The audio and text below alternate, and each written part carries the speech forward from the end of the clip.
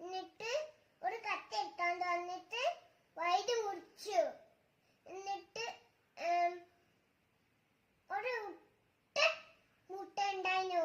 എന്നിട്ട് സങ്കടം വന്നു. അപ്പൊ ചത്തുപോയി തലവ്. എന്നിട്ട് ഈ കഥയിൽ നിന്ന് മനസ്സിലാക്കാം നമുക്ക് അത്ര